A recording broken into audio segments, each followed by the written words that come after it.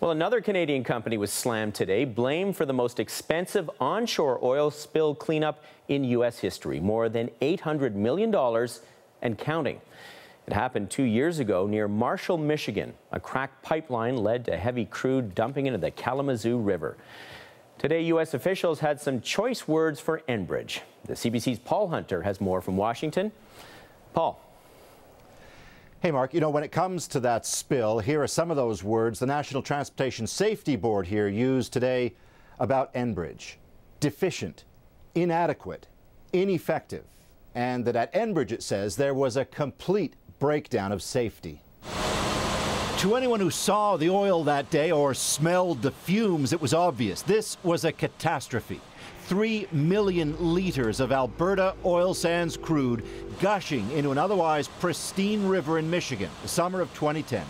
All from this 2-meter crack in a corroded pipeline run by the Alberta energy giant Enbridge, which found itself in the crosshairs today in Washington as the U.S. National Transportation Safety Board released findings from its investigation into the disaster.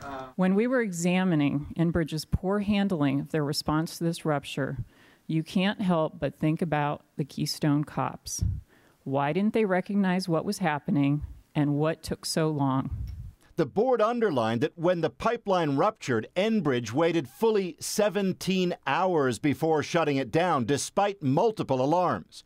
And investigators learned Enbridge had known of cracks in the line for 5 years, but failed to make repairs. The board points to inadequate training at Enbridge, pervasive organizational failures, and what it calls a culture of deviance. It's evident that this accident did not just occur because of corrosion in a pipeline. What this investigation has shown is that this accident was the result of corrosion throughout many vital safety aspects of the Enbridge organization. Though it also cites poor federal regulations as a factor, the board's focus today was that company from Alberta. None of its key findings were challenged by Enbridge.